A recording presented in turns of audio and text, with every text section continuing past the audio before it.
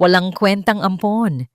Isang kasangkapan lang ang batang yan para makuha ko ang yaman ni Dominic. Ang bawat salita ni Isabella ay parang lasong unti-unting pumapatay sa puso ni Dominic habang nakatayo siya sa labas ng pinto, hawak ang paboritong manika ni Maya. Ang akala niyang pamilyang uuuwian mula sa Switzerland ay isa palang pugad ng mga ahas. Niloko siya, ninakawan ng dangal, at ngayon, pati ang kaligtasan ng anak niya ay nakataya. Hanggang kailan magtitiis ang isang amang handang itaya ang lahat? Sisiklab na ang katotohanan. Sino ang tunay na kakampi? Sino ang traidor na dapat pagbayarin? Simulan natin ang kwento ng pagsakripisyo at muling pagbangon. Kailangan na nating tapusin ang paglalaro, Antonio. Pagod na akong magpanggap na tapat na asawa sa gunggong na yon. Isang malaking gatasang, baka lang naman si Dominic sa buhay ko. At sa oras na makuha ko ang huling pirma niya sa papeles ng fund transfer, itatapon ko siya sa kalsada na parang basurang walang silbi. Napatigil ang mundo ni Dominic sa labas ng pintuan ng kanilang silid. Ang malamig na boses ni Isabella ay parang isang matalim na balisong na humiwa sa katahimikan ng madilim na pasilyo. Hindi ito ang boses ng babaeng nangako sa kanya ng katapatan bago siya tumungo sa Switzerland. Ito ay boses ng isang estranghero, isang mapanirang anino na nagkukubli sa likod ng magandang mukha. Sa kanyang nanginginig na mga kamay, mahigpit niyang hawak ang isang maliit na kahon na binalot sa mamahaling pilus. Sa loob niyon ay isang antigong music box na gawa sa purong pilak, isang regalo na 3 buwan niyang hinanap sa iba't ibang panig ng Zurich para kay Maya. Gusto niyang makita ang nangiti ng kanyang anak. Gusto niyang marinig ang muling pagtawag nito sa kanya ng papa. Pagkatapos ng mahabang panahon ng pagkakalayo. Bawat sentimo, bawat pawis, at bawat sakripisyo niya sa malamig na lupain ng Europa ay para sa pamilyang akala niya ay naghihintay sa kanya ng may pagmamahal. Ngunit ang init ng regalong hawak niya ay mabilis na naglaho, pinalitan ng isang nanunuot, na ginaw, na tila nagmula sa kailalim-ilaliman ng lupa. Paano naman ang batang iyon? Narinig niyang tanong ng isang lalaki. Si Antonio, ang kanyang pinagkakatiwalaang manager sa negosyo. Hindi ba't hahanapin siya ni Dominic? Isang mapait at nakakangilong tawa ang sumunod na narinig ni Dominic. Ang batang ampon na yon. Huwag mong alalahanin si Maya. Sa tingin mo ba ay hahayaan kong maging sagabal ang batang yon sa plano natin? Pagkatapos kong maipadala si Dominic sa psychiatric facility, sa Tagaytay gamit ang mga peking medical na record na ginawa natin, ipapamigay ko ang batang iyon sa mga malalayong kamag-anak sa probinsya. O mas mabuti, ibebenta ko siya sa kahit na sinong gustong kumuha sa kanya sa abroad. Wala siyang silbi sa akin kundi ang maging pain para makuha ang tiwala ni Dominic. Ngayong narito na siya, tapos na ang silbi ng drama ng pagiging isang masayang pamilya. Nanuyo ang lalamunan ni Dominic. Ang hangin sa loob ng mansyon na dati amoy sariwang bulaklak ay tila naging siksik at nakakasuffocate, amoy na bubulok na dumi ng kataksilan. Ang bawat tibok ng kanyang puso ay naging isang mabigat na martilyo na bumubugbog sa kanyang dibdib, ngunit walang tunog na lumalabas sa kanyang mga labi. Ang sakit ay hindi nagmula sa pisikal na sugat, kundi sa isang uri ng pagkawasak na hindi kayang tahiin ng anumang gamot. Naramdaman niya ang unti-unting paghina ng kanyang mga tuhod. Ang pader na kanyang sinasandalan ay tila naging yelo sa lamig. Ang kanyang paningin ay nagsimulang lumabo. Hindi dahil sa luha, kundi dahil sa matinding pagkahilo na dulot ng katotohanang sumampal sa kanya. Ang lahat ng kanyang binuo, ang lahat ng kanyang pinaniwalaan ay isa lamang palang ilusyong itinayo sa ibabaw ng kumunoy ng kasinungalingan. Tumingin siya sa maliit na music box. Ang kumikinang napilak nito ay tila nangungutya sa kanyang katangahan. Hinigpitan niya ang pagkakahawak dito hanggang sa bumaon ang matatalim na kanto ng kahon sa kanyang palad. Ngunit hindi niya naramdaman ang hapdi. Ang tanging nararamdaman niya ay ang bawat hibla ng kanyang pagkatao na unti-unting napupunit, nagiging abo sa gitna ng apoy ng pagtataksil. Sino nga ba ang tunay na demonyo sa kwentong ito? Ang lalaking pumatay para mabuhay o ang babaeng pumatay sa kaluluwa ng isang ama, amang nakanapangiti? Sa gitna ng kadiliman ng pasilyo, isang tanong ang paulit-ulit na humahampas sa kanyang isipan, parang mga alon sa isang nagngangalit na dagat na walang dalampasigan. Ito na ba ang katapusan ng lahat ng kanyang pangarap para kay Maya? May natira pa ba sa taong tinatawag nilang Dominic? O ang tanging nakatayo na lamang doon ay isang buhay na bangkay na ninakawan ng kinabukasan ng mismong babaeng pinag-alayan niya ng kanyang buhay?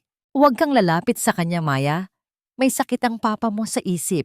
Baka saktan ka niya tulad ng ginawa niya sa ibang tao sa Switzerland. Mas mabuting dito ka lang sa tabi ko dahil ako lang ang tunay na nagmamahal sa'yo. Ang mga salitang yon ni Isabela na narinig ni Dominic mula sa bahagyang nakabukas na pinto ng silid ni Maya ay parang mga pira-pirasong salamin na pilit isinisiksik sa kanyang mga ugat. Gustong sumigaw ni Dominic, gustong bumasag ng pader sa tindi ng galit, ngunit nanatili siyang estatwa sa dilim.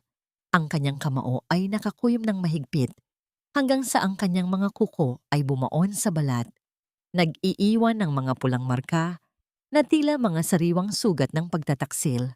Kinaumagahan, sinubukan ni Dominic na bawiin ang loob ng kanyang anak. Nakita niya si Maya sa hardin, nakaupo sa damuhan habang pinaglalaruan ng isang lumang manika. Ang sikat ng araw ay tumatama sa mukha ng bata, ngunit walang bakas ng katuwaan doon, tanging takot at pag-aalinlangan. Maya, anak, ang mahina at nanginginig na tawag ni Dominic. Sa isang saglit, lumingon ang bata. Ngunit sa halip na tumakbo patungo sa kanyang ama, ang mga mata ni Maya ay lumaki sa sindak. Binitawan niya ang kanyang manika at mabilis na tumayo. Ang tunog ng pagtama ng plastik na laruan sa semento ay tila isang malakas na pagsabog sa pandinig ni Dominic. Isang hudyat na ang ugnayan nila ay tuluyan ng nanganib. Tumakbo si Maya patungo sa loob ng mansyon, hindi man lang lumingon, na tila ba isang mabangis na hayop ang humahabol sa kanya. Naiwan si Dominic na nakatayo sa gitna ng hardin. Ang kanyang mga braso ay nanatiling nakabukas para sa isang yakap na hindi kailanman dumating. Ang hangin ay tila naging yelo. Bawat hininga niya ay may kasamang hapdi. Hayaan mo muna siya, Dominic. Sabi ko naman sa'yo, kailangan niya ng panahon para masanay sa presensya mo. Ang malambing, ngunit nakakapanghilabot na tinig ni Isabela ang bumasag sa katahimikan. Lumapit ang babae at hinawakan ang balikat ni Dominic. Uminom ka muna ng gamot mo para kumalma ang isip mo. Masyado kang stressed mula sa biyahe. Iniabot ni Isabela ang isang basong tubig at isang puting tableta. Tumingin si Dominic sa mga mata ng kanyang asawa. Ang mga matang dati ay pinagkukunan niya ng lakas. Ngunit ngayon ay tila dalawang madilim na balon ng kasinungalingan. Tinanggap niya ang gamot, inilagay sa kanyang bibig at uminom. Ngunit sa sandaling tumalikod si Isabela, nang may mapaglarong ngiti, mabilis na iniluwa ni Dominic ang tableta sa kanyang palad at itinago ito sa bulsa ng kanyang suot na bathrobe. Sa kalaliman ng gabi, nang ang buong mansyon ay balot na ng nakakangilong katahimikan, dahan-dahang tumayo si Dominic. Ang bawat hakbang niya sa makapal na karpet ay tila paglalakad sa ibabaw ng mga pako. Marahan niyang binuksan ang pinto ng silid ni Maya. Sa ilalim ng malamlam na liwanag ng nightlight, nakita niya ang kanyang anak na mahimbing na natutulog. Ang mga pilat ng luha ay tuyo na sa pisngi ng bata. Lumapit si Dominic. Ang kanyang puso ay tila isang ibon na nagpupumiglas sa loob ng hawla. Hindi niya hinawakan ang bata. Natatakot na baka magising ito at muling makakita ng monstrosity sa kanyang mukha. Sa halip, inayos niya ang kumot ni Maya nang may pag-iingat. Ang kanyang mga daliri ay bahagyang dumampi sa dulo ng buhok ng anak. Ang sandaling tanging ang tibok ng kanilang mga puso ang nag-uusap malayo sa mga lason ni Isabela. Bago siya lumabas, napansin ni Dominic ang bag ni Isabela na naiwan sa upuan sa pasilyo. Isang hindi maipaliwanag na udyok ang nagtulak sa kanya na kalkalin ito. Sa gitna ng mga mamahaling kolorete at pabango, nakatago ang isang asul na folder. Nang buksan niya ito sa ilalim ng liwanag ng kanyang cellphone, tila tumigil ang pagdaloy ng dugo sa kanyang katawan. Hindi lamang ito tungkol sa pera. Nakita niya ang isang dokumento. Petition for Transfer of Guardianship. Ang pangalan ni Maya ay nakasulat doon. At sa ibaba nito ay ang pangalan ng isang organisasyon sa Amerika na kilala sa likod ng mga ilegal na transaksyon ng mga bata. Ngunit ang mas nakakapanghina ay ang nakitang pirma sa dulo ng dokumento. Hindi ito pirma ni Isabela. Ito ay isang pamilyar na pirma na tila ba matagal na niyang nakikita sa bawat transaksyon ng kanyang kumpanya. Ang pirma ng taong itinuturing niyang kapatid sa loob ng maraming taon. Huwag mo nang subukang tawagan ang mga dating kaibigan mo, Dominic. Sinabi ko na sa kanila ang totoo, na ang pananatili mo sa Switzerland ay hindi para sa negosyo, kundi dahil sa iyong mental breakdown. Sa tingin mo ba ay maniniwala sila sa isang baliw kaysa sa asawang nag-aalaga sa iyo ng buong tapat? Ang bawat salita ni Isabela ay tila mga patak ng asido na unti-unting tumutunaw sa huling pag-asa ni Dominic.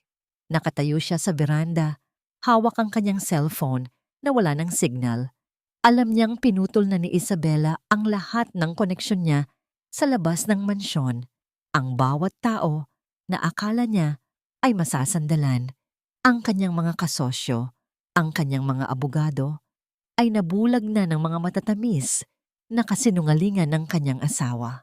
Habang naglalakad pabalik sa loob ng bahay, nakita ni Dominic ang isang tagpong nagpakulo sa kanyang dugo. Sa gitna ng sala, nakatayo si Maya habang umiiyak ng tahimik. Hawak ni Isabela ang paboritong libro ng bata at isa-isang pinupunit ang mga pahina nito. Sabi ko sa iyo, Maya, huwag kang titingin sa papa mo. Kapag ginawa mo yon, ibig sabihin ay kinakampihan mo ang taong gustong manakit sa atin. Ito ang parusa sa iyo. Ang malamig na boses ni Isabela ay umalingaw-ngaw sa malawak na espasyo ng mansyon.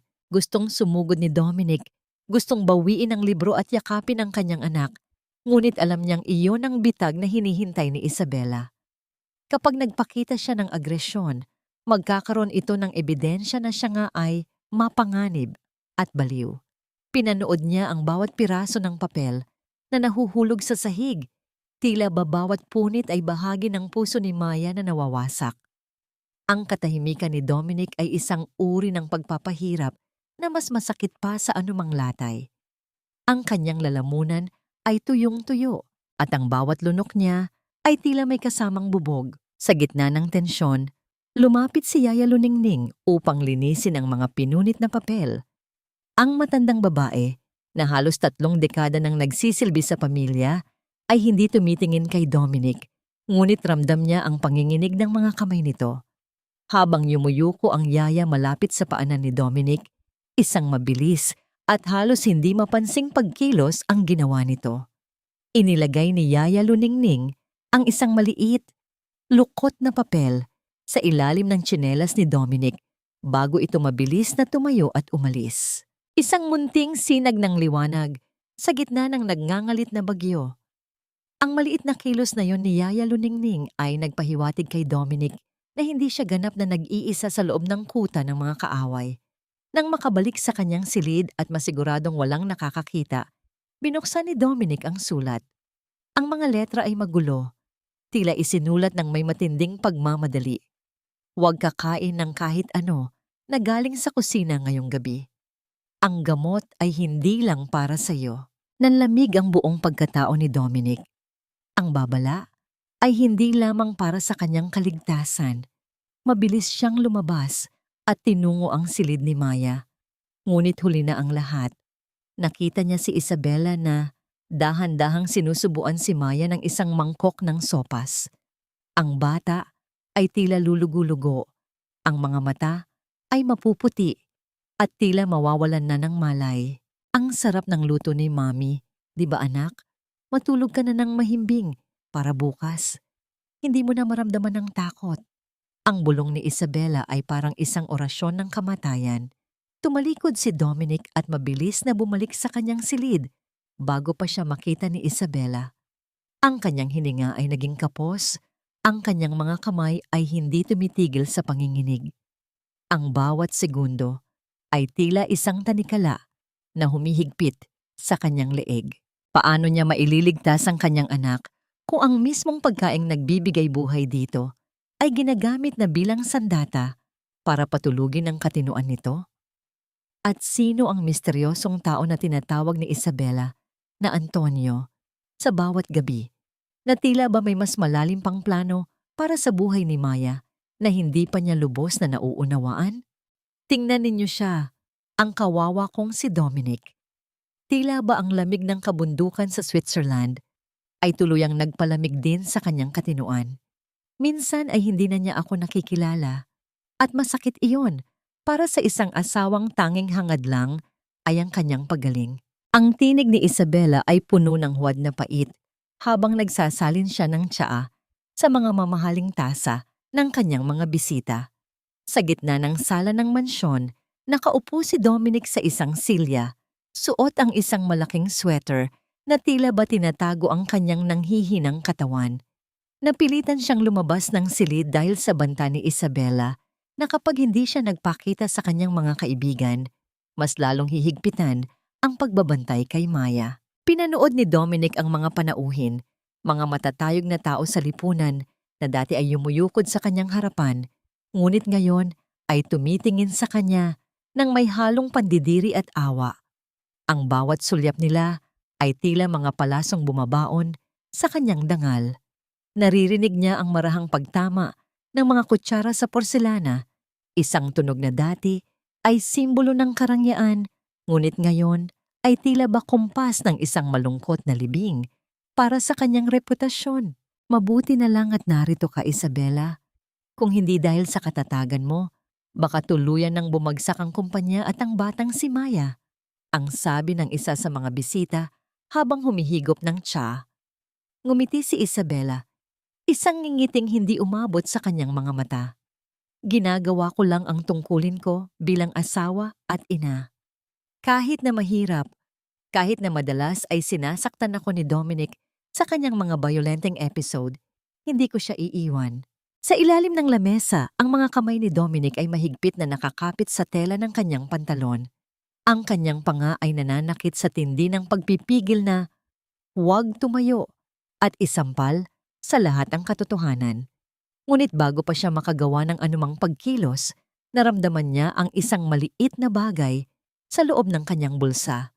Ng kanyang hapon, isang maliit na piraso ng pink na ribbon na nalaglag mula sa buhok ni Maya kagabi. Hinawakan niya ito ng mahigpit. Ang gasgas na tekstura ng ribbon ang nagsilbing angkla niya sa realidad, ang nagpapaalala sa kanya na kailangan niyang manatiling buhay at matino para sa kanyang anak. Maya-maya pa, bumukas ang malaking pinto ng mansyon. Isang lalaking nakasuot ng dekalidad na Amerikana ang pumasok. Siya si Attorney Suarez, ang pamilyar na abogado ng pamilya na matagal nang pinagkakatiwalaan ni Dominic. Nabuhayan ng loob si Dominic. Inakala niyang dumating na ang kanyang kaligtasan. Attorney, salamat at naparito ka. Ang babsag ni Dominic sa kanyang katahimikan, ang kanyang boses ay paos, ngunit puno ng pag-asa. Ngunit hindi lumapit ang abogado kay Dominic. Sa halip, tumungo ito sa tabi ni Isabela at inilapag ang isang folder sa lamesa. Narito na ang mga dokumentong hiningi mo, Isabela. Ang lahat ay nakahanda na para sa pirma mo bilang acting representative ng lahat ng ari-arian ni Mr. Choi dahil sa kanyang kasalukuyang kondisyon. Ang paningin ni Dominic ay tila umikot. Ang pagtataksil ay hindi lamang nagmula sa loob ng kanyang higaan, kundi maging sa mga taong pinataba niya ang mga bulsa sa loob ng maraming taon. Nakita niya ang palitan ng makahulugang tingin ni na Isabela at Attorney Suarez, isang tinging puno ng kasakiman at lihim na pagkakaintindihan. Dominic, mahal, pirmahan mo na ito Para naman ito sa kinabukasan ni Maya, para hindi na siya mahirapan kung sakaling lumala ang sakit mo. Ang malambing na panguudyok ni Isabela habang inilalapit ang panulat sa kamay ni Dominic. Tumingala si Dominic at tumingin sa paligid. Ang mga bisita ay nakamasid, tila ba nanonood ng isang drama sa telebisyon, naghihintay kung kailan susuko ang bida. Sa gitna ng kaguluhan ng kanyang isip, napansin niya ang isang anino sa itaas ng hagdan. Si Maya iyon, nakasilip sa pagitan ng mga rehas, ang kanyang mga mata ay puno ng luha at takot, habang nakatingin sa kanyang amang pilit na pinapasuko ng mundong mapanlinlang. Hahawakan na sana ni Dominic ang panulat nang biglang tumunog ang telepono sa loob ng library. Isang tunog na hindi dapat naririnig dahil alam ni Dominic na pinutol na ni Isabela ang lahat ng linya. Nagbago ang ekspresyon ng mukha ni Isabela mula sa tagumpay tungo sa matinding kaba. Sino ang tumatawag sa linyang tanging ang mga Choy lang ang nakakaalam? At bakit tila ba ang pagdating ng tawag na yon ay isang banta na hindi inaasahan ng sinuman sa loob ng silid? Hindi ka karapat-dapat na tumayo sa harap ng puntod niya, Dominic. Ikaw ang dahilan kung bakit siya nawala. At ikaw din ang sisira sa buhay ng batang yan. Ang tinig ni Isabela ay tila isang malupit na hagupit na bumasag sa katahimikan ng sementeryo. Sa harap ng puting marmol na puntod ni Sarah, ang namayapang asawa ni Dominic at ina-inahan ni Maya, nakatayo ang mag-ama sa ilalim ng nagbabadyang ulan. Pinilit ni Dominic na payagan sila ni Isabela na makapunta rito, gamit ang dahilan na ito na lamang ang huling hiling niya bago siya tuluyang magpagamot. Ang bawat hakbang ni Dominic sa tuyong damo ay tila pagbubuhat ng semento. Tiningnan niya ang pangalan ni Sarah na nakaukit sa bato. Isang matinding kirot ang gumuhit sa kanyang dibdib, isang pagsisisi na tila walang hangganan. Kung narito lang sana si Sarah, hindi sana ganito ang sinapit nila ni Maya. Ngunit ang malamig na bato ay hindi sumasagot. Tanging ang ihip ng hangin ang humahaplos sa kanyang mukha. Tila isang paalala ng mga pangarap na naging abo. Sa tabi niya, nakatayo si Maya, hawak ang isang bungkos ng mga puting bulaklak. Ang maliit na kamay ng bata ay nanginginig. Tumingin si Maya sa puntod, pagkatapos ay sa kanyang ama.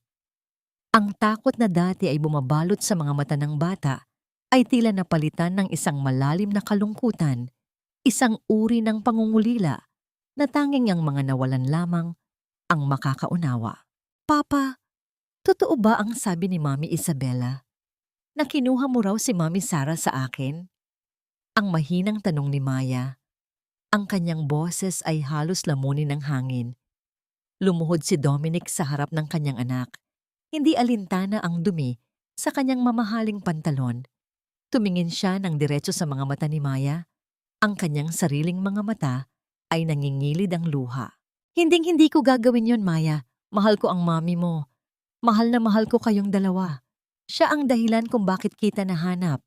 At ikaw ang dahilan kung bakit ako patuloy na lumalaban. Ang bulong ni Dominic, ang bawat salita, ay galing sa kailaliman ng kanyang kaluluwa. Nang hapon, isang saglit na tila tumigil ang mundo.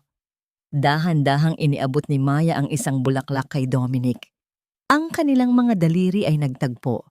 Isang maliit na ugnayan na tila nagdugtong sa napunit nilang pagsasama. Sa sandaling iyon, naramdaman ni Dominic ang isang munting init sa kanyang puso. Isang patunay na hindi pa tuluyang nakukuha ni Isabela ang kaluluwa ng kanyang anak. Ngunit ang kapayapaang yon ay mabilis na winakasan. Isang tunog ng mabilis na paglalakad sa semento ang narinig nila. Dumating si Isabela, suot ang isang itim na belo, na tila ba siya ang tunay na nagluluksa. Sa likod niya ay si Yaya Luningning na halatang pilit na sumusunod habang bitbit ang mga gamit ni Isabela.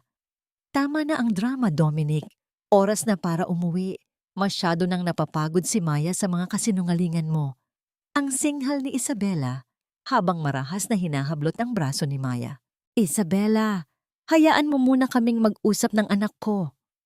Ang pagmamakaawa ni Dominic, ang kanyang boses ay puno ng pait.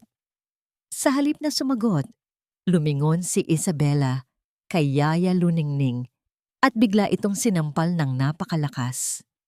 Ang tunog ng palad na tumama sa pisngi ay tila isang kulog sa gitna ng katahimikan ng sementeryo. Napasandal ang matanda sa isang puno, hawak ang kanyang namumulang pisngi. Ikaw, kasabot ka sa pagtakas nila rito, di ba? Huwag mong isiping hindi ko alam ang mga ginagawa mo. Ang sigaw ni Isabela, ang kanyang muka ay balot ng puot. Bago pa makakilos si Dominic, mabilis na kinaladkad ni Isabela si Maya patungo sa sasakyan. Lumingon si Maya kay Dominic, ang kanyang mga mata ay nagsusumamo. Humihingi ng tulong na hindi maibigay ng kanyang amang nakagapos sa sarili nitong kahinaan. Habang umaalis ang sasakyan, naiwan si Dominic na nakaluhod sa harap ng puntod ni Sarah.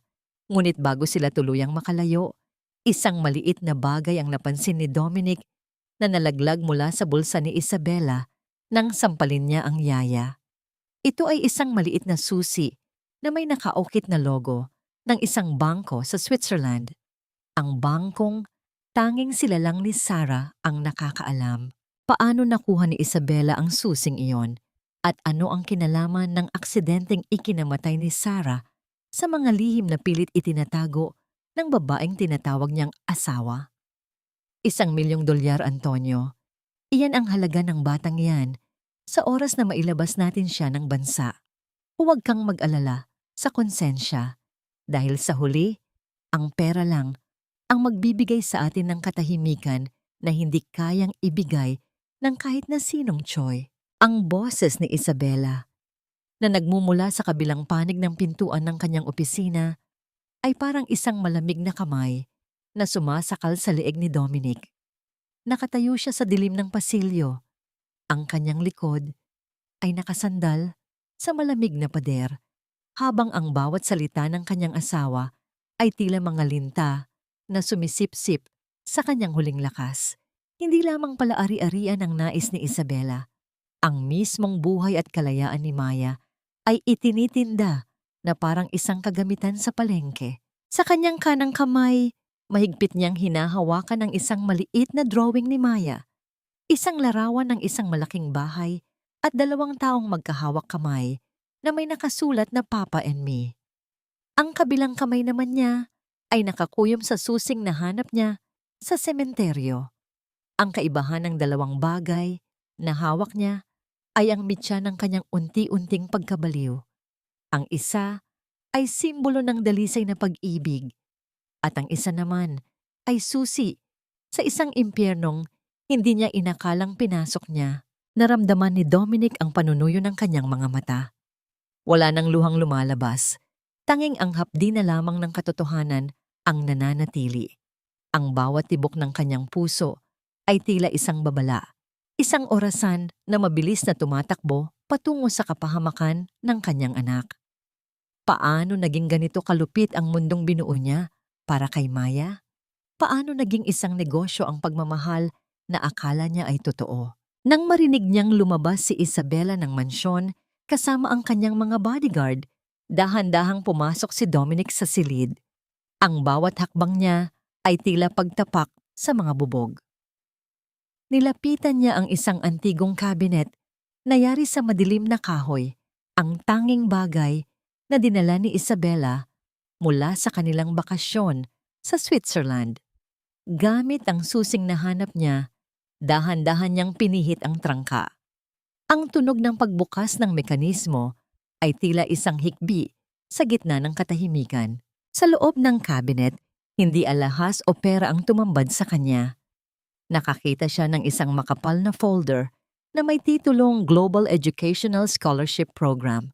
Ngunit sa pagbukas niya sa unang pahina, ang nakasulat ay hindi tungkol sa pag-aaral.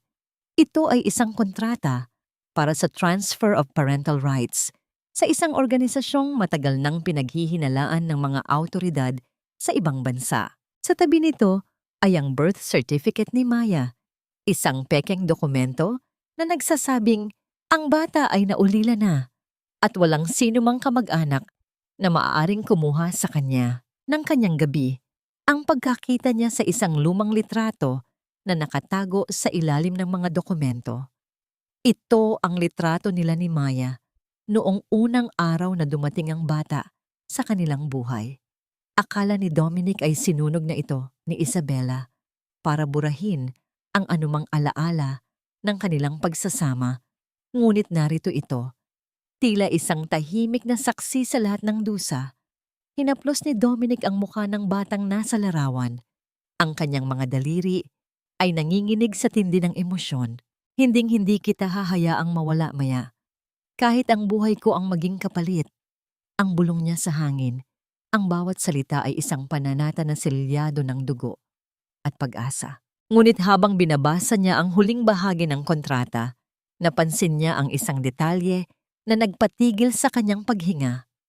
Ang petsa ng pag-alis ni Maya ay itinakda sa susunod na 2 araw, sa mismong araw ng kanyang kaarawan. At ang mas nakakapanghina, ang Antonio na kausap ni Isabela ay hindi lamang basta manager. Sa mga dokumentong nakita niya, ang tunay na apelyido ni Antonio ay kapareho ng sa lalaking pumatay sa mga magulang ni Maya sa Switzerland. Ang lalaking matagal nang pinaghahanap ni Dominic. Paano nakapasok ang kaaway sa loob ng kanyang tahanan at ano ang gagawin ni Dominic ngayong alam niyang ang bawat pagkain at gamot na ibinibigay sa kanya ay unti-unti na siyang pinapatay para hindi siya makapanlaban? Sino ang tunay na kakampi sa bahay na punong-puno ng mga anino? At sapat ba ang pag-ibig ng isang amang naghihingalo, ang katinuan, para labanan ang isang planong binuo ng kasakiman? Ang pinakamasakit na uri ng ulan ay hindi ang tubig na nanggagaling sa langit, kundi ang mga luhang kailangang itago ng isang anak dahil sa takot sa sarili niyang ama. Ang mga salitang yon ni Isabela ay paulit-ulit na humahagupit sa isipan ni Dominic habang nakatitig siya sa madilim na langit. Ang bawat patak ng ulan na humahampas sa bintana ng kanyang silid ay tila mga kumpas ng isang malungkot na awit na walang katapusan. Sa loob ng ilang araw, naging bilanggo siya sa sarili niyang tahanan. Pinapanood mula sa malayo ang pagtuyo ng sigla sa mga mata ni Maya. Ang bawat lunok niya ng pagkain ay tila may kasamang lason, hindi lamang para sa kanyang katawan, kundi para sa kanyang pag-asa. Biglang narinig ni Dominic ang marahang pagbukas ng pinto sa kabilang panig ng pasilyo, ang silid ni Maya. Sa ilalim ng malamlam na liwanag ng kidlat na gumuguhit sa langit, nakita niya ang maliit na anino ng kanyang anak na dahan-dahang bumababa ng hagdan patungo sa hardin. Ang bata ay walang saplot sa paa at tila ba naglalakad sa gitna ng panaginip. Mabilis na tumayo si Dominic. Binaliwala ang panghihina ng kanyang mga tuhod at ang pag-ikot ng kanyang paningin dulot ng mga gamot na pilit ipinapainom sa kanya. Sinundan niya si Maya sa labas. Ang malamig na hangin ng gabi ay agad na tumagos sa kanyang suot na manipis na damit. Ngunit ang tanging nararamdaman niya ay ang kaba para sa kanyang anak. Nakita niya si Maya sa gitna ng hardin, nakatayo sa ilalim ng malakas na buhos ng ulan. Ang bata ay nakatingin sa langit. Ang kanyang maliit na katawan ay nanginginig sa ginaw. Ngunit ang kanyang mga mata ay nakapikit ng mahigpit habang bumubulong ng kung ano sa gitna ng kulog. Maya, anak, anong ginagawa mo rito? Ang sigaw ni Dominic habang mabilis na lumalapit. Nang marinig ang boses ng ama, napadilat si Maya. Ang takot na dati ay bumabalot sa kanya ay tila naglaho sa sandaling iyon, pinalitan ng isang matinding pangungulila. Sa halip na tumakbo palayo, nanatiling nakatayo ang bata.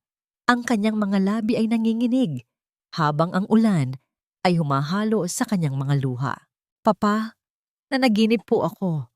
Sabi po ni Mami Isabela, kapag daw po umuulan, kinukuha raw po ng mga anino ang mga taong hindi marunong sumunod.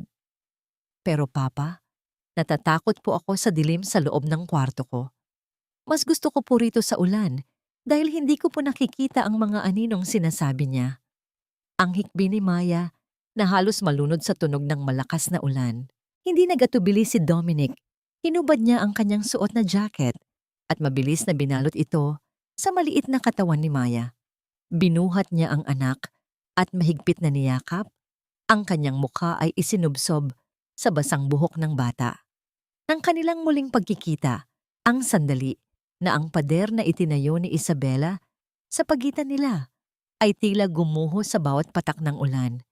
Sa loob ng yakap na yon, naramdaman ni Maya ang pamilyar na amoy ng kanyang ama. Ang amoy ng kaligtasan na pilit ipinakalimot sa kanya. Huwag kang maniniwala sa kanya, Maya. Narito si Papa. Hinding-hindi ka makukuha ng anumang anino hanggat buhay ako. Kahit ang langit ay bumagsak, poprotektahan kita. Ang bulong ni Dominic, ang kanyang boses ay puno ng determinasyon at pagmamahal na tila ba naging isang panangga laban sa lamig ng gabi. Naramdaman ni Dominic ang pagkapit ng maliliit na kamay ni Maya sa kanyang leeg. Ang bawat hikbi ng bata ay unti-unting humuhupa, pinalitan ng isang mahimbing na paghinga sa balikat ng kanyang ama. Sa gitna ng bagyo nahanap nila ang isang maliit na isla ng kapayapaan. Gayunpaman, habang pabalik si Dominic sa loob ng mansyon bitbit ang natutulog na anak, naramdaman niya ang isang matalim na tingin mula sa itaas. Tumingala siya at nakita si Isabela na nakatayo sa balkonahe, hawak ang isang baso ng alak habang nakamasid sa kanila. Walang emosyon ang mukha ng babae, ngunit ang kanyang mga mata ay kumikinang sa ilalim ng liwanag ng kidlat, isang tingin na nagsasabing ang gabi ay hindi pa tapos. Nang makapasok sa loob, sinalubong sila ni Yaya Luningning na may dalang tuyong tuwalya. Ang matanda ay tila gustong magsalita, ngunit mabilis itong napatingin sa itaas ng hagdan kung nasaan si Isabela. Dominic, dalhin mo na siya sa taas, pero mag-ingat ka. May mga bisitang dumating habang nasa labas kayo. At ang isa sa kanila ay ang taong matagal mo nang iniwasan. Ang mahinang bulong ni Yaya Luningning. Ang kanyang boses ay tila isang babala mula sa kailaliman ng lupa.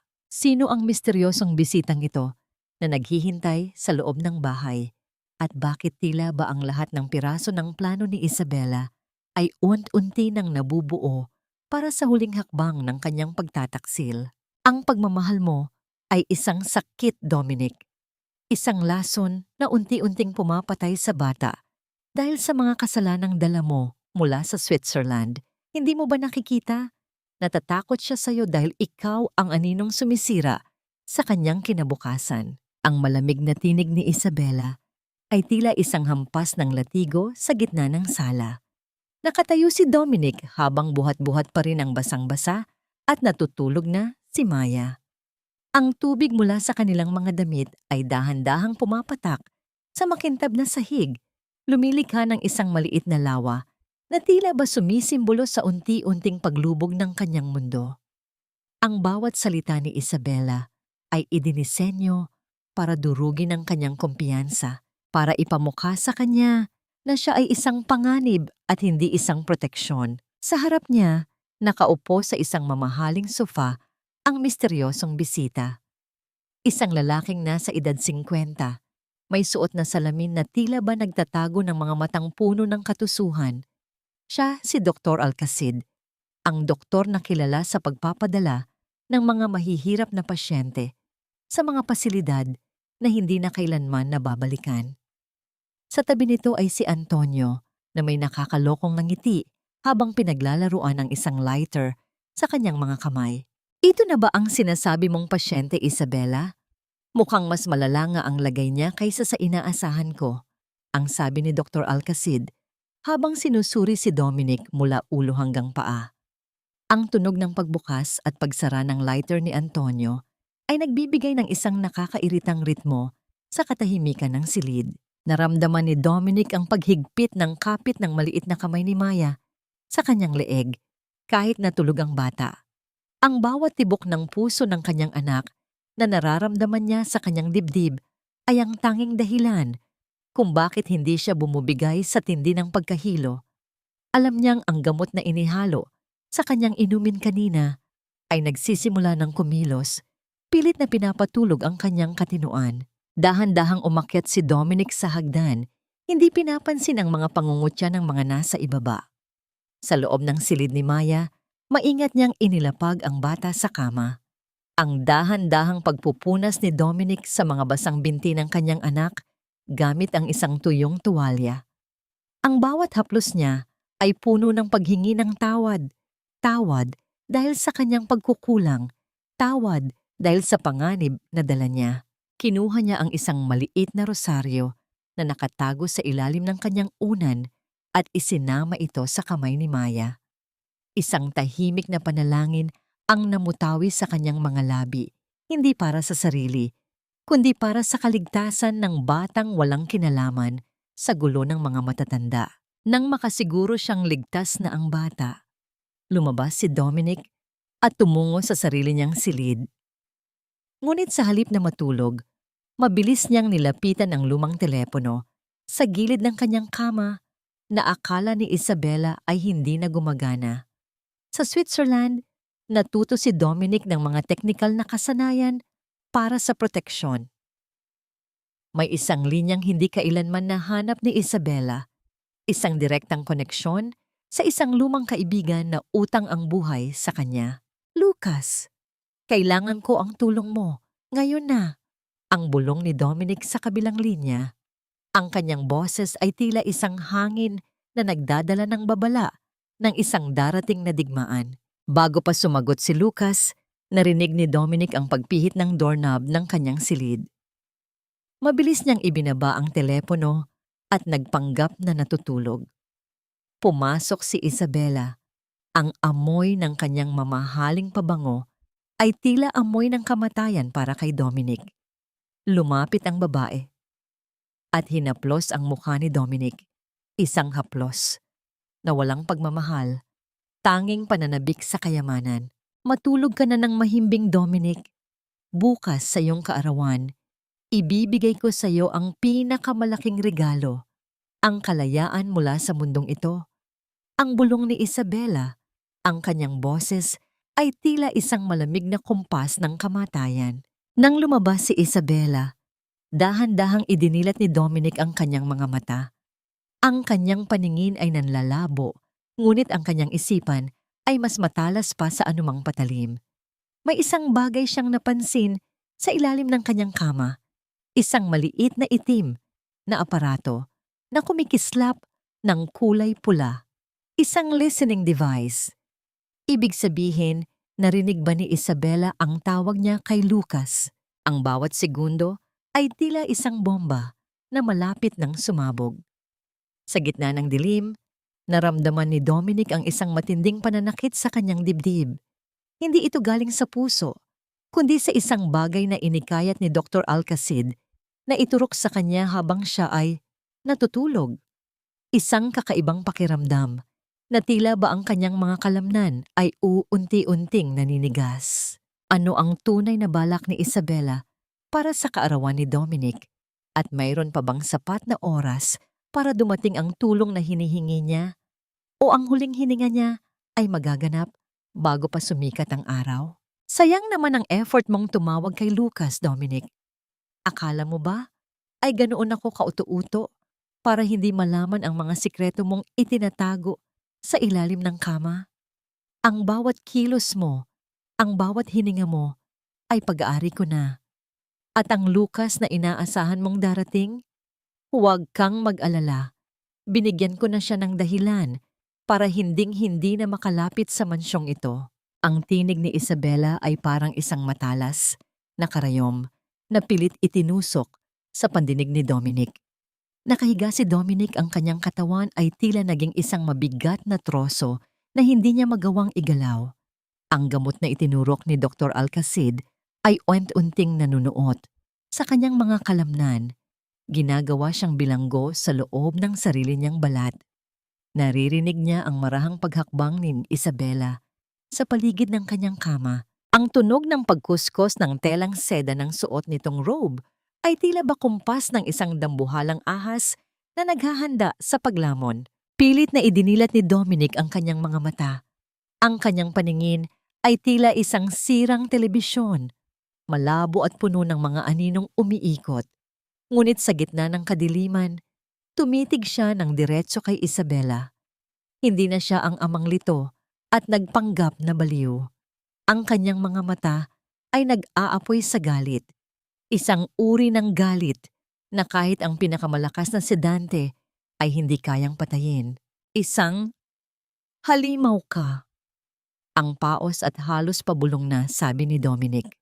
Ang bawat salita ay tila pagbubuhat ng isang bundok mula sa kanyang lalamunan. Isang malutong na tawa ang isinagot ni Isabela. Lumapit siya at hinawakan ang panga ni Dominic. Pinisil ito ng sapat para makaramdam ng hapdi. Ako ang halimaw? Dominic, ikaw ang nagdala sa akin sa buhay mo. Ikaw ang nagbigay sa akin ng susi ng iyong kaharian. Ginawa ko lang ang nararapat para sa isang babaeng nagnanais ng higit pa sa tira-tirang pagmamahal na ibinibigay mo dahil sa batang yon.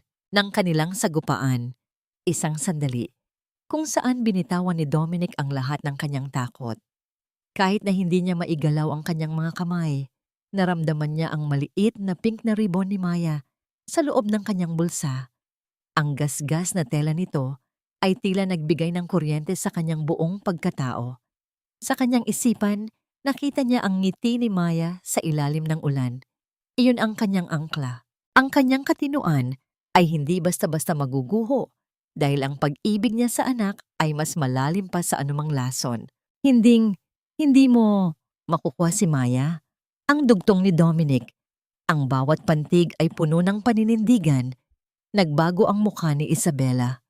Ang kanyang nangiti ay napalitan ng isang malamig at nakakatakot na seryosong ekspresyon. Lumayo siya at kinuha ang kanyang cellphone sa ibabaw ng lamesa. Masyado kang kampante, Dominic. Akala mo ba ay may 2 araw ka pa? Binago ko ang plano. Ngayong gabi, habang hindi ka makakilos at habang ang ulan ay nagtatago ng lahat ng ingay, aalis na si Maya. At paggising mo bukas, ang tanging matitira sa'yo ay ang mga papeles na nagsasabing ibinigay mo siya ng kusa dahil hindi mo na kaya ang sarili mo. Nanlamig ang buong katawan ni Dominic. Narinig niya ang tunog ng isang sasakyang umaandar sa labas ng mansyon. Isang mabigat na ugong na tila ba humihila sa kanyang kaluluwa, palayo sa kanyang dibdib. Narinig din niya ang mahinang iyak ng isang bata na pilit pinatatahimik, ang boses ni Maya na tumatawag sa kanya ng papa sa gitna ng dilim.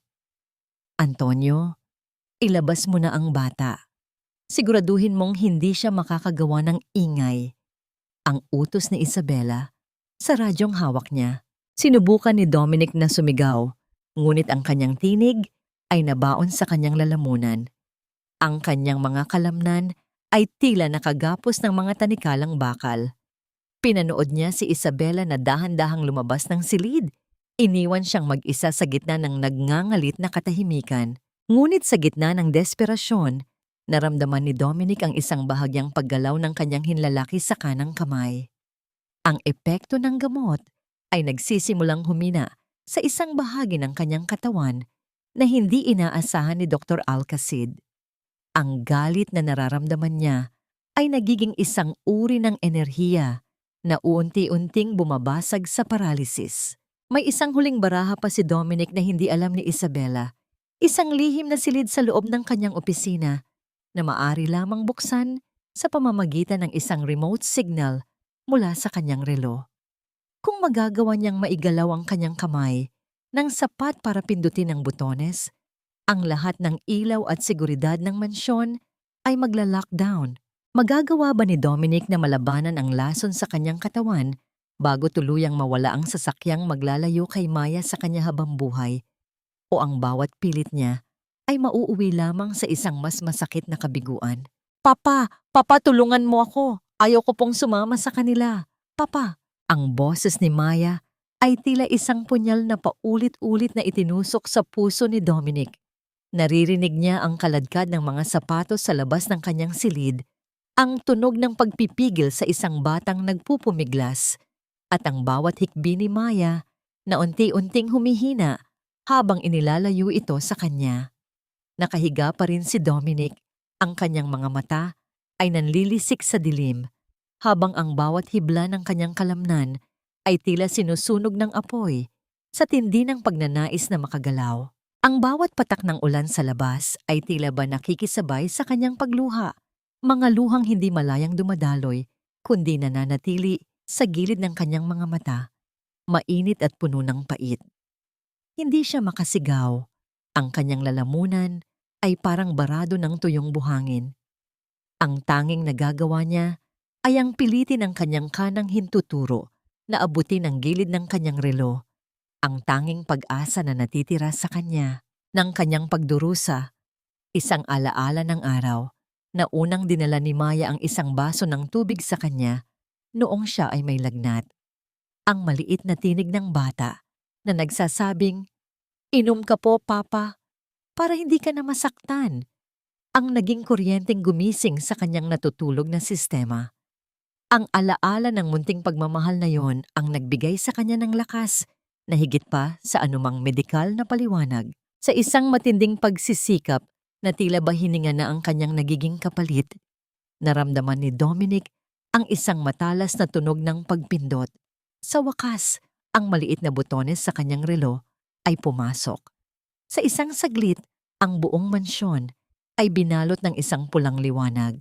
Ang tunog ng mga bakal na shutter na bumababa sa bawat bintana at pinto ay tila isang malakas na dagundong na yumanig sa buong gusali. Isang automatikong lockdown, ngunit sa halip na katahimikan, isang malakas na kalabog ang narinig ni Dominic mula sa ibaba. "Ano ang nangyayari? Antonio, buksan mo ang pinto. Bakit ayaw bumukas ng gate?" Ang sigaw ni Isabela na puno ng pagkagulantang. Narinig ni Dominic ang mabilis na pagtakbo ng mga paa pabalik sa kanyang silid. Bumukas ang pinto at pumasok si Isabela. Ang kanyang muka ay hindi na muka ng isang reyna, kundi isang nasusukol na hayop. Lumapit siya kay Dominic at marahas itong sinampal. "Hayop ka! Akala mo ba ay matitigilan mo ako sa ganitong paraan? Buksan mo ang system, Dominic. Buksan mo!" Ang sigaw ni Isabela habang niyayanig ang balikat ng kanyang asawa. Hindi sumasagot si Dominic. Sa gitna ng kanyang panghihina, isang maliit na ngiti ang sumilay sa kanyang mga labi. Isang ngangiting nagsasabing kahit mamatay siya, hindi na makakalabas si Maya sa bahay na ito kasama ang mga kaaway. Ngunit ang tagumpay ni Dominic ay pansamantala lamang. Isang malakas na pagsabog ang narinig mula sa kabilang panig ng mansyon, ang bahagi kung nasaan ang lumang generator. Ang pulang liwanag ay biglang naglaho at napalitan ng isang nakakangilong kadiliman. Ang system ay na-bypass ni Antonio gamit ang manual override na matagal na nilang pinag-aralan. "Tara na, bilisan mo," bago pa magising ang mga tauhan niya. Ang utos ni Antonio mula sa ibaba. Naramdaman ni Dominic ang muling paghila ni Isabela sa kanyang buhok. Tinitigan siya nito ng malapitan. "Akala mo ba ay nanalo ka? Panoorin mo kung paano ko kukunin ang lahat sa'yo, kasama ang batang mahal na mahal mo." Pinanood ni Dominic ang pagtalikod ni Isabela.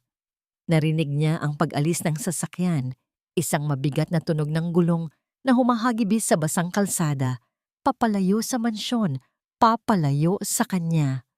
Kasama ng sasakyang yon ang boses ni Maya na unti-unting nawawala sa hangin. Naiwan si Dominic na mag-isa sa dilim.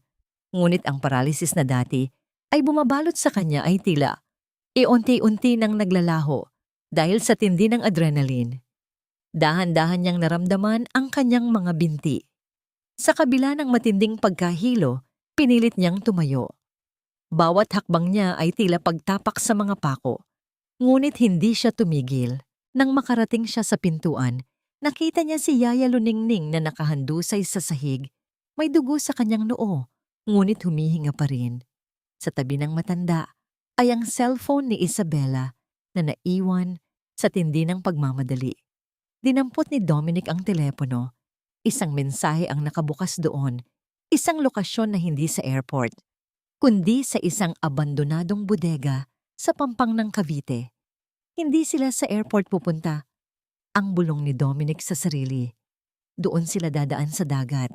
Sa gitna ng kanyang panghihina, alam ni Dominic na meron na lamang siyang kulang sa 1 oras bago tuluyang mailabas si Maya sa bansa sa pamamagitan ng isang ilegal na cargo ship. Magagawa ba niyang makarating sa Cavite sa gitna ng kanyang kondisyon? O ang pagtataksil ni Isabela ay magiging isang permanenteng sugat na hindi na kailanman maghihilom? Ang bawat patak ng ulan ay tila naging isang orasan na nagbibilang ng huling sandali ng pag-asa. Ang bawat pintig ng aking puso ay tila isang babala na ang oras ay unti-unti nang nauubos, ngunit ang pagmamahal ko sa iyo, Maya, ang siyang nagbibigay ng lakas sa aking mga binti na kanina lang ay tila gawa sa marupok na salamin. Ang ulan sa labas ng mansyon ay tila naging isang pader ng malamig na tubig habang pilit na kinakaladkad ni Dominic ang kanyang sarili patungo sa garahe. Ang bawat hakbang niya ay isang labanan laban sa sariling katawan. Ang kanyang mga kalamnan ay sumisigaw sa sakit. Bawat hininga niya ay may kasamang lasa ng bakal sa kanyang lalamunan. Ngunit sa kanyang isipan, ang tanging nakikita niya ay ang umiiyak na mukha ni Maya at ang malamig na tawa ni Isabela. Narating niya ang garahe. Ang bawat pagtama ng patak ng ulan sa bubong na yari sa yero ay tila 1,000 maliliit na martilyo na nagpapaalala sa kanya na wala na siyang panahon. Nakita niya ang isang lumang SUV na matagal nang hindi ginagamit. Isang sasakyang nakalimutang ibenta ni Isabela. Gamit ang nanginginig na mga kamay, binuksan ni Dominic ang pinto at sumakay sa loob. Ang loob ng sasakyan ay amoy alikabok at luma. Ngunit sa gitna ng kadiliman, may isang bagay na kuminang sa ilalim ng dashboard ng kanyang paglalakbay. Ang pagkakita niya sa isang maliit na drawing ni Maya na nakadikit sa salamin. Isang simpleng drawing ng isang araw na may malaking ngiti. Hinawakan ni Dominic ang drawing. Ang kanyang mga daliri ay humaplos sa papel na tila ba ito ang mismong pisngi ng kanyang anak. Ang munting larawang ito ang naging mitya ng kanyang huling lakas. Ang nagtulak sa kanya na paandarin ang makina sa kabila ng panlalabo ng kanyang paningin. Ang biyahe patungong Cavite ay tila isang paglalakbay sa kailaliman ng impyerno. Ang bawat kurbada ng daan ay tila isang pagsubok sa kanyang katinuan. Ang ulan ay tila nagtatago ng lahat ng palatandaan, ngunit ang direksyon sa cellphone ni Isabela ay naging kanyang gabay na bituin. Sa kanyang isipan, paulit-ulit na nagbabalik ang alaala ng kanyang pagdating mula sa Switzerland. Ang akala niyang pagbabalik sa paraiso ay isa palang pagbulusok sa bangin ng kataksilan. Nang marating niya ang pampang ng Cavite, ang amoy ng dagat at kalawang ang sumalubong sa kanya. Nakikita niya ang mga abandonadong bodega na tila ba mga dambuhalang kalansay sa ilalim ng liwanag ng buwan. Sa dulo ng pier, nakatayo ang isang maliit na cargo ship na walang anumang ilaw, tila ba isang aninong naghihintay na lumamon ng mga pangarap. Dahan-dahang lumabas si Dominic ng sasakyan. Pilit na pinatatatag ang kanyang tindig sa kabila ng hangin na tila gustong tumumba sa kanya. Mula sa malayo, narinig niya ang boses ni Antonio na nag-uutos sa mga tauhan nito. At pagkatapos, ang isang tunog na nagpabilis sa tibok ng kanyang puso. Ang hikbi ni Maya. Nakita niya sila. Si Isabela ay nakatayo sa tabi ng isang malaking crate, suot ang kanyang mamahaling Amerikana na tila ba wala siyang pakialam sa dumi ng paligid. Si Antonio naman ay hila-hila si Maya patungo sa isang maliit na bangka na magdadala sa kanila sa barko. Ang mukha ni Maya ay maputla. Ang kanyang mga mata ay puno ng pagod at kawalan ng pag-asa. Bilisan ninyo! Ang dagat ay hindi maghihintay at lalong hindi maghihintay ang pera natin. Ang sigaw ni Isabela, ang kanyang boses ay tila isang matalim na kumpas na nagpapagalaw sa lahat. Tumingin si Dominic sa paligid. Wala siyang sandata. Ang tanging dala niya ay ang kanyang pag-ibig at ang katotohanang handa siyang mamatay para sa batang yon. Ngunit bago pa siya makagawa ng unang hakbang, Naramdaman niya ang isang malamig na bakal sa likod ng kanyang ulo. Hindi ka dapat sumunod, Dominic. Dapat ay hinayaan mo na lang kaming umalis ng tahimik. Ang bulong ni Dr. Alcacid mula sa kanyang likuran. Ang tunog ng pagkasa ng baril ay tila isang malakas na kulog sa pandinig ni Dominic, na winakasan ang lahat ng ingay ng paligid. Nasa bingit na siya ng kamatayan, nakaharap sa mga taong kumuha ng lahat sa kanya. Magagawa pa ba ni Dominic na lumingon at lumaban? O ang pampang na ito ang magiging huling hantungan ng isang amang hindi sumuko hanggang sa huling hininga? Ang bawat alon na humahampas sa pampang ay tila isang paalala na ang tadhana ay may sariling plano at sa gitna ng dilim, may mga lihim pa ring hindi pa nabubunyag. Huwag kang gagalaw, Dominic. Isang maling kibo mo lang at dito na magtatapos ang kwento ng dakilang ama. Ang tinig ni Dr. Alcacid ay kasing lamig ng aserong nakadiit sa batok ni Dominic. Sa gitna ng madilim na pampang ng Cavite, kung saan ang amoy ng kalawang at dagat ay humahalo sa bawat bugso ng ulan, tila tumigil ang pag-ikot ng mundo para kay Dominic. Ang kanyang mga tuhod ay nanghihina, hindi dahil sa takot, kundi dahil sa lason na nananatili pa rin sa kanyang sistema. Ngunit sa kabila ng panganib na nakatutok sa kanya, ang kanyang mga mata ay nanatiling nakako sa maliit na bulto ni Maya na hila-hila ni Antonio patungo sa naghihintay na bangka. Isabela, tingnan mo ang asawa mo. Mukhang ayaw ka talagang pakawalan. Ang sigaw ni Dr. Alcacid habang dahan-dahang itinutulak si Dominic patungo sa liwanag ng isang poste. Huminto si Isabela sa paghakbang sa tila marupok na tulay ng barko. Lumingon siya. Ang kanyang mukha ay nabahira ng ulan, ngunit ang kanyang mga mata ay naglalayab sa galit at pangungutya. Lumapit siya kay Dominic.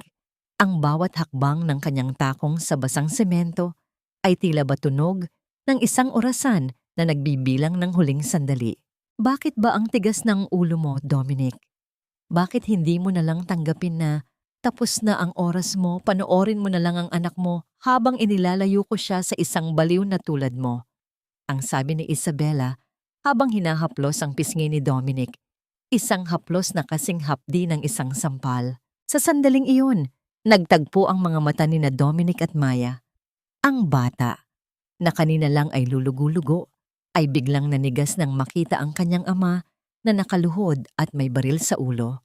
Ang bawat kasinungalingang itinanim ni Isabela sa isipan ng bata, ang mga kwento ng karahasan at kabaliwan ni Dominic ay tila naglaho sa isang iglap. Nakita ni Maya ang hitsura ng kanyang ama. Basa, duguan ng noo, at nanghihina. Ngunit ang mga mata nito ay puno ng wagas na pagmamahal at pagsusumamo. Papa, ang sigaw ni Maya, isang sigaw na nagmula sa kailaliman ng kanyang maliit na dibdib. Papa, sorry po. Papa, huwag niyo po siyang sasaktan. Ng kanilang pagsasama, ang sandali ng muling pagkilala.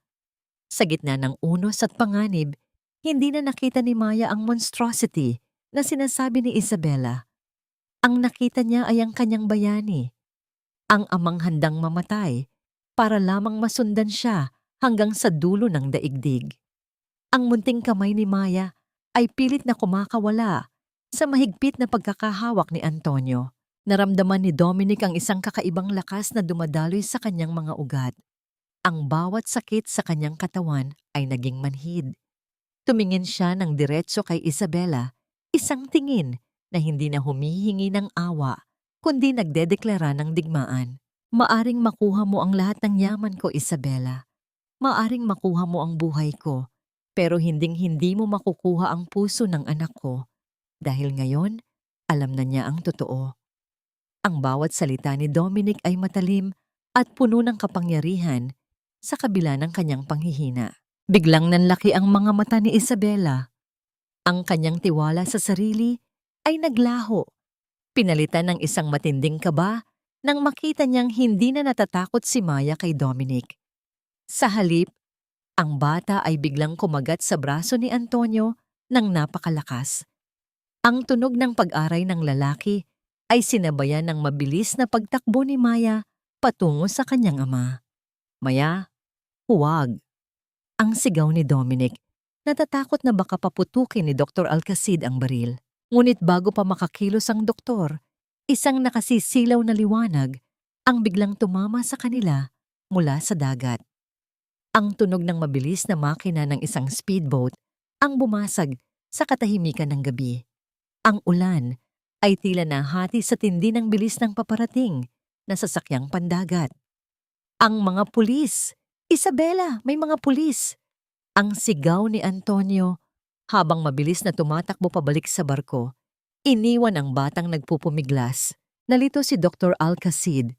Ang kanyang kamay na humahawak sa baril ay nanginginig. Sa isang pagkakataon, mabilis na siniko ni Dominic ang sikmura ng doktor at kinuha ang pagkakataong yakapin si Maya na sa wakas ay nakarating sa kanyang piling. Nagpagulong-gulong sila sa basang semento habang ang isang putok ng baril ay umalingaw-ngaw sa paligid.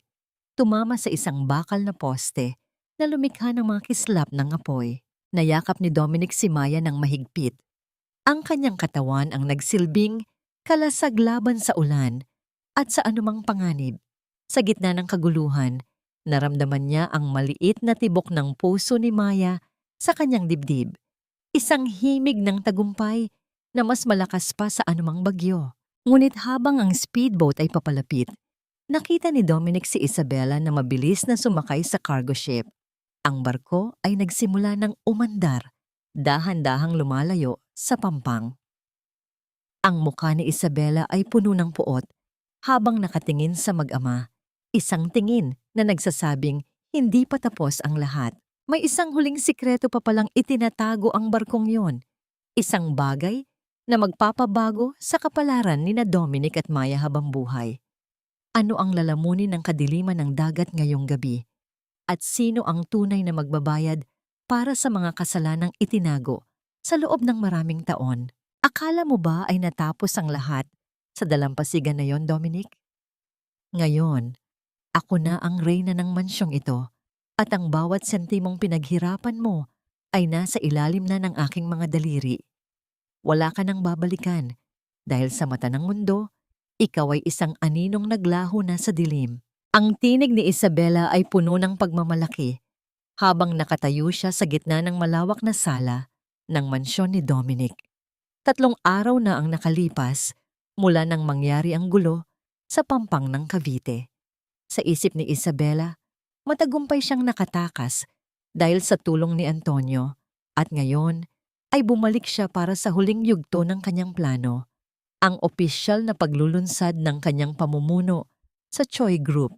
Ang mansyon ay punong-puno ng mga bulaklak, mamahaling pagkain at mga bisitang nakasuot ng dekalidad na Amerikana at gown.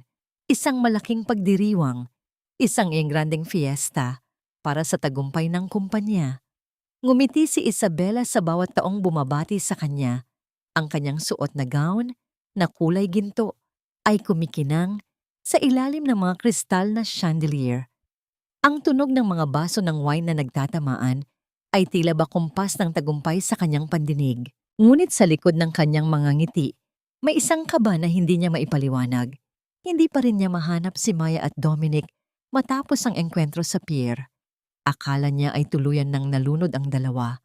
O kaya naman ay natakasan niya ang mga pulis nang lumayo ang barko.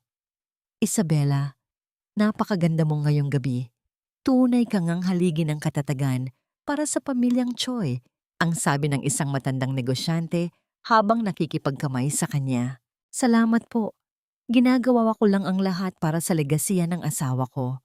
Ang sagot ni Isabela. Ang kanyang boses ay puno ng huwad na lungkot na tila ba namatayan siya ng mahal sa buhay. Isang sandali kung saan ang lahat ng tao ay nakatingin kay Isabela. Tinitingala siya bilang isang bayani. Ngunit sa gitna ng katahimikan, bago ang kanyang talumpati, isang pamilyar na anino ang lumitaw sa itaas ng hagdan. Dahan-dahang bumaba ang isang lalaki. Maayos ang suot nitong itim na tuksido. Ang kanyang buhok ay maayos na nakasuklay at ang kanyang mga mata ay hindi na bakas ng anumang lason o panghihina. Si Dominic iyon at sa kanyang tabi, hawak ang kanyang kamay ay si Maya na suot ang isang napakagandang puting damit, tila isang munting anghel na bumaba mula sa langit. Ang bawat ingay sa loob ng sala ay biglang naglaho. Ang bawat bisita ay napalingon. Ang kanilang mga mata ay nanlaki sa gulat. Ang tunog ng pagbagsak ng isang baso ng wine sa sahig ay tila isang pagsabog sa gitna ng nakakangilong katahimikan. Dominic, ang tanging nasabi ni Isabela. Ang kanyang mukha ay biglang nawalan ng kulay. Tila ba nakakita siya ng isang multo na bumangon mula sa hukay. Salamat sa paghahanda ng pagdiriwang na ito, Isabela. Hindi ko inakalang ganito kainit ang magiging pagsalubong mo sa amin ni Maya. Ang malamig na boses ni Dominic ay umalingaw-ngaw sa buong mansyon.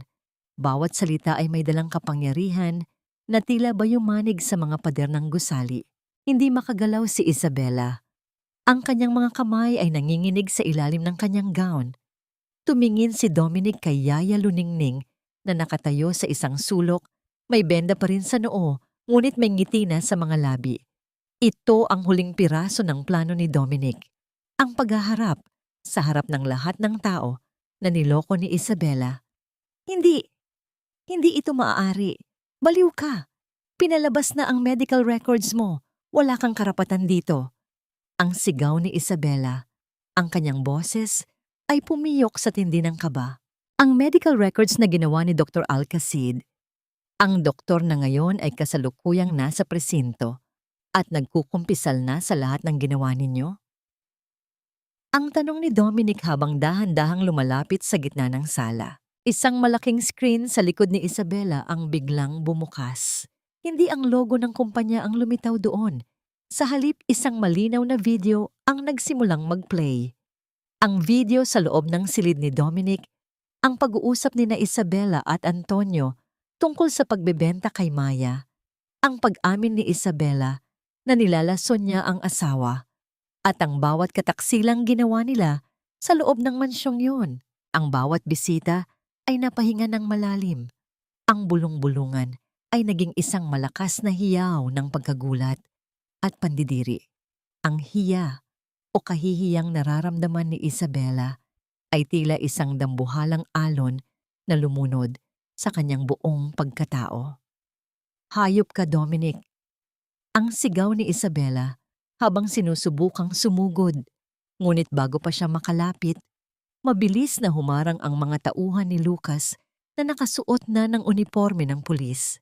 Ngunit bago pa man siya maikutan ng posas, isang malakas na tunog ng pagputok ang narinig mula sa labas ng mansyon. Isang itim na sasakyan ang humarurot papasok sa bakuran at bago pa makakilos ang sinuman, isang lalaki ang lumabas mula roon. Si Antonio na may dalang isang bagay na nagpatahimik sa lahat. Kung babagsak kami, isasama ko kayong lahat. Ang sigaw ni Antonio habang hawak ang isang remote control na kumikislap ng kulay pula. Ang kagalakan ng hustisya ay biglang napalitan ng isang panibagong panganib. May itinagong pampasabog si Antonio sa loob ng mansyon bilang last resort nila. Magagawa ba ni Dominic na iligtas ang kanyang mga bisita at si Maya sa gitna ng desperadong hakbang ng mga kaaway o ang tagumpay niya ay magiging isang madugong trahedya?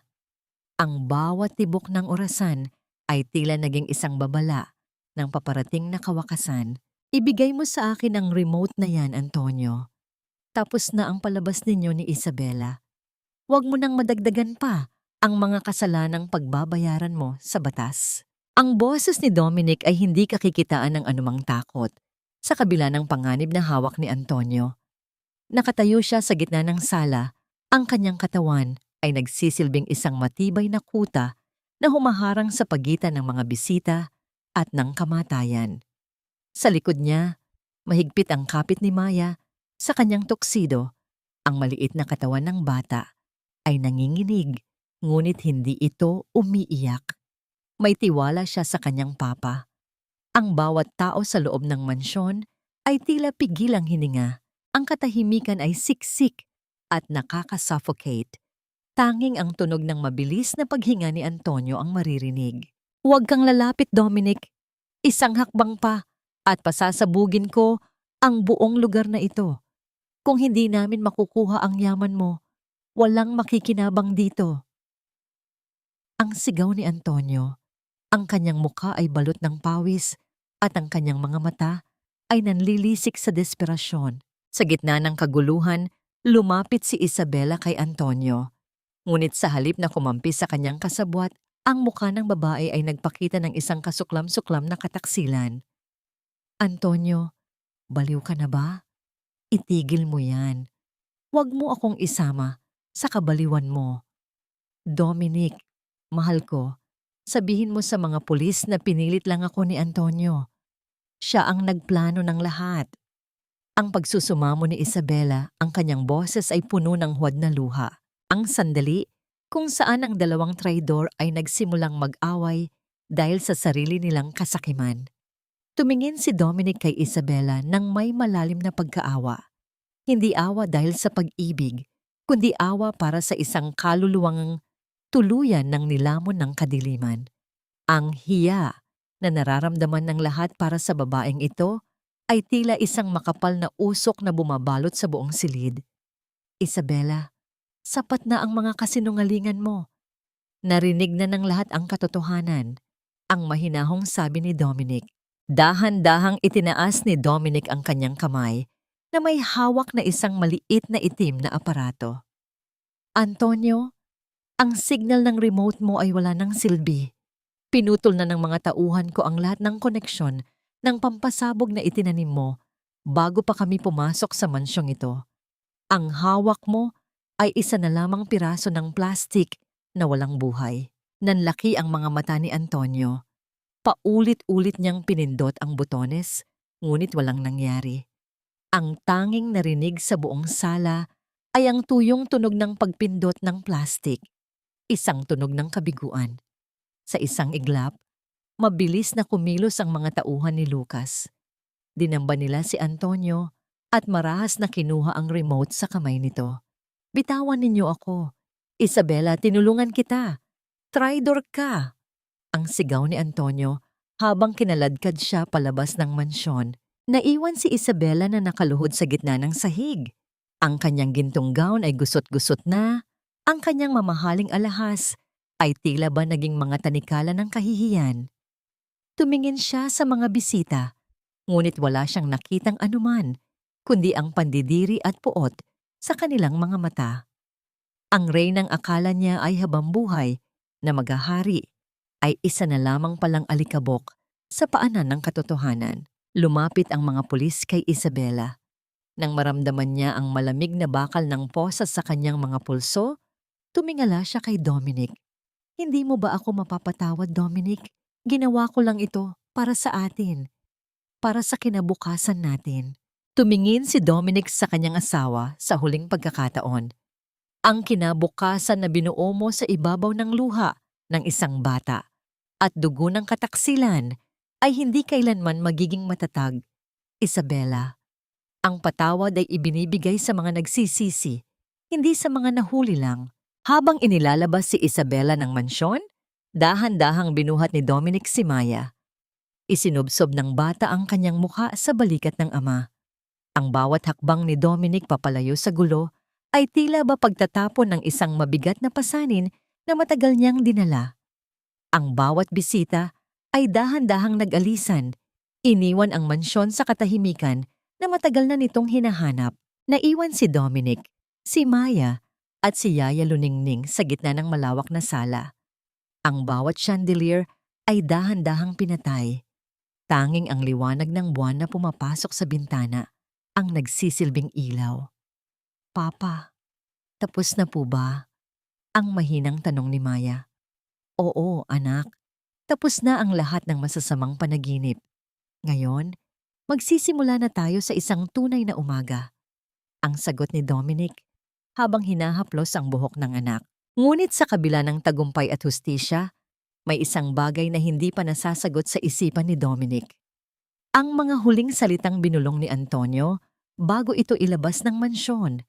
Isang babala tungkol sa isang tao sa Switzerland na hinding-hindi titigil hanggat hindi nakukuha ang legasya ng mga Choi.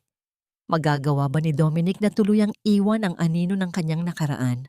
O may isa pang bagyong darating na susubok sa tatag ng kanilang pamilya? Ang tunay na kayamanan ay hindi nasusukat sa kislap ng mga chandelier o sa laki ng mansyong ito, kundi sa katahimikan ng ating puso kapag kapiling natin ang mga taong tunay na nagmamahal sa atin. Ang mga salitang iyon ay paulit-ulit na bumubulong sa isipan ni Dominic habang nakatayo siya sa gitna ng malawak na hardin ng mansyong Choi. Isang linggo na ang nakalipas mula nang madakip sina Isabela at Antonio. Ang bawat sulok ng bahay na ito ay tila ba humihinga na ng maluwag. Wala na ang amoy ng lason at takot na dati ay bumabalot sa bawat pasilyo. Ngunit para kay Dominic, ang mansyong ito ay punong-puno pa rin ng mga anino ng nakaraan, mga alaala ng pagtataksil na ayaw na niyang balikan. Nakita niya si Maya na naglalaro malapit sa puno ng nara. Ang bata ay wala ng suot na sapatos. Ang kanyang mga paa ay malayang tumatapak sa damuhan at ang kanyang tawa ay kasing dalisay ng hangin sa umaga. Wala na ang takot sa kanyang mga mata. Wala na ang pag-aalinlangan kapag lumalapit ang kanyang papa. Papa, tingnan mo po. May nakita po akong maliit na ibon sa ilalim ng puno. Ang masayang sigaw ni Maya habang kumakaway sa kanya. Lumapit si Dominic at lumuhod sa tabi ng anak.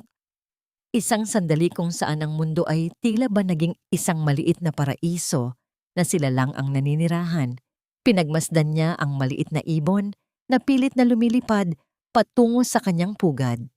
Ang bawat haplos ni Dominic sa likod ni Maya ay puno ng pasasalamat. Ang batang ito ang nagligtas sa kanyang kaluluwa mula sa kadiliman ng Switzerland. Maya, anak, gusto mo bang tumira sa isang lugar na mas maliit? Isang bahay na malapit sa dagat, kung saan maririnig natin ang mga alon at hindi ang ingay ng lungsod? Ang tanong ni Dominic habang nakatingin sa malayo. Tumingala si Maya. Ang kanyang mga mata ay kumikinang sa ilalim ng sikat ng araw. Kahit saan po, Papa. Basta po kasama kita at kasama si Yaya Luningning. At sana po, marami ring mga ibon doon. Ngumiti si Dominic, isang tunay na ngiti na umabot sa kanyang mga mata.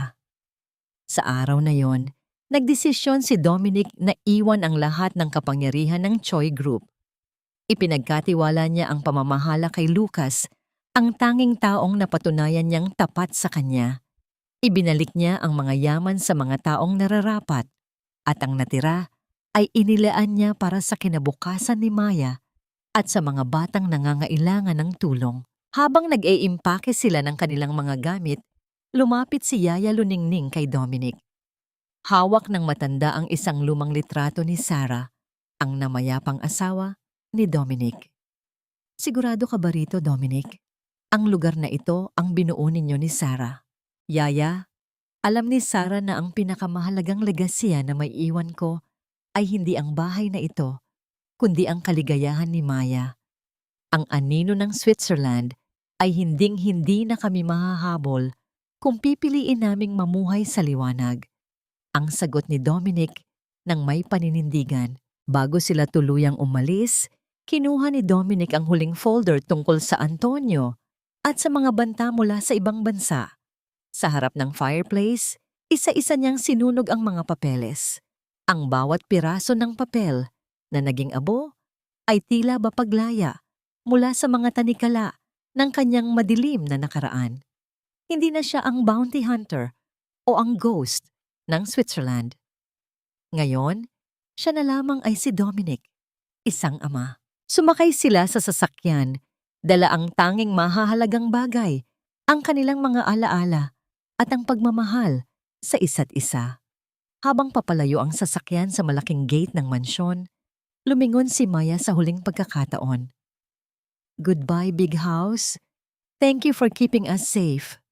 Ang bulong ng bata. Tumingin si Dominic sa side mirror. Nakita niya ang mansyong Choi na unti-unting lumiliit sa malayo. Tila ba isang kabanata ng isang aklat na tuluyan na niyang isinara. Sa harap nila ay ang mahabang kalsada patungo sa Batangas, patungo sa isang maliit na rest house na malapit sa dalampasigan. Ang ulan na dati ay nagdadala ng takot ay napalitan na ng isang maliwanag na kalangitan. Ang bawat tibok ng puso ni Dominic ay naging panatag. Ang hustisya ay nakamit na. Ang mga traidor ay nagbabayad na sa likod ng rehas at ang pinakamahalaga sa lahat, ang kanyang anak ay nasa kanyang tabi, ligtas at masaya.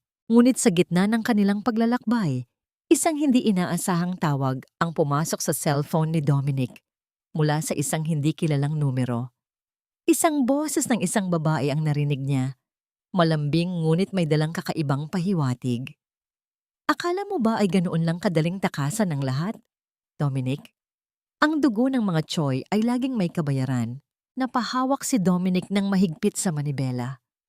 Sino ang babaeng ito?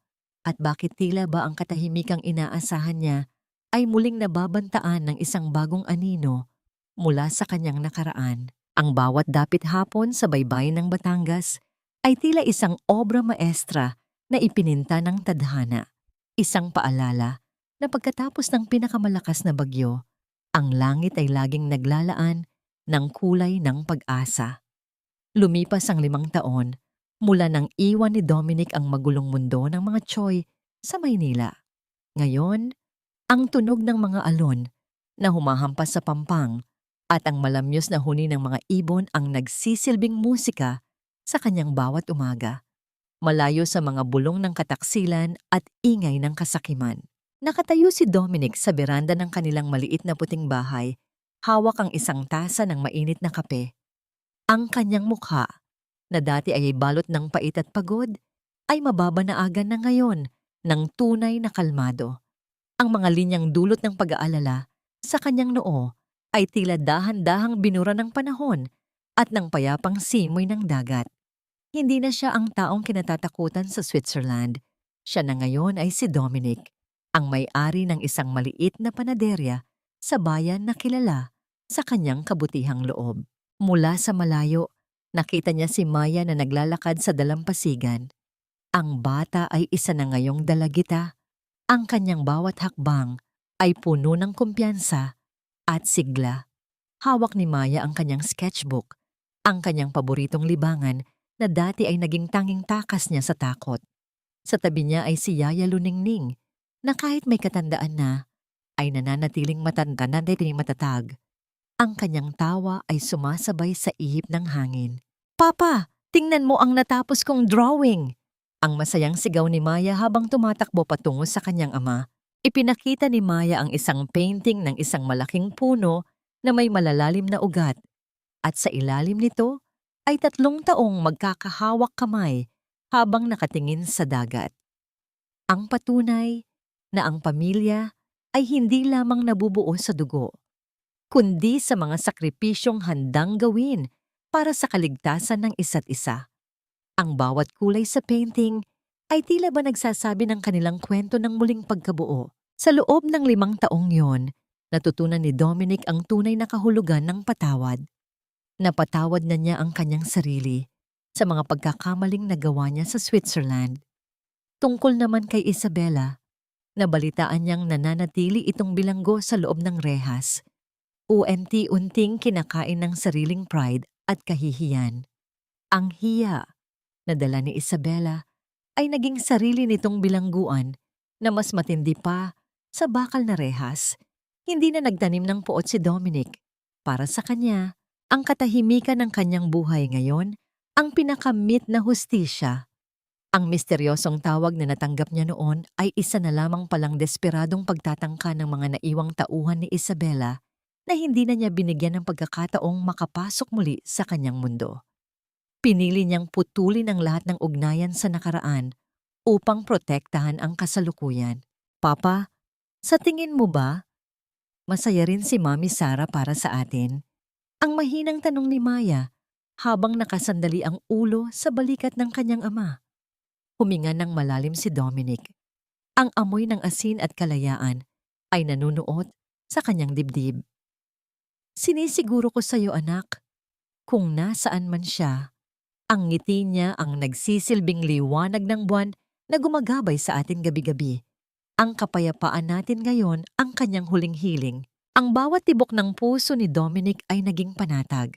Natagpuan na nila ang kanilang dulo. Isang dulo na hindi puno ng yaman o kapangyarihan, kundi ng pagmamahal na sinubok ng apoy, ngunit nanatiling dalisay. Ang aral na maiiwan sa bawat nakinig sa kanilang kwento ay simple lamang. Ang katotohanan ay maaaring itago ng kadiliman sa loob ng mahabang panahon, ngunit ang liwanag ng isang tapat na puso ay hinding-hindi mabibigo sa paghahanap ng daan pauwi. Habang lumulubog ang araw, naglakad ang mag-ama patungo sa dalampasigan. Ang kanilang mga yapak sa basang buhangin ay dahan-dahang binubura ng tubig. Tila ba sinasabi na ang mga sugat ng nakaraan ay tuluyan na ring hinugasan ng pagkakataon. Ang bukas ay hindi na isang banta, kundi isang pangako ng mas marami pang dapit hapong magkasama.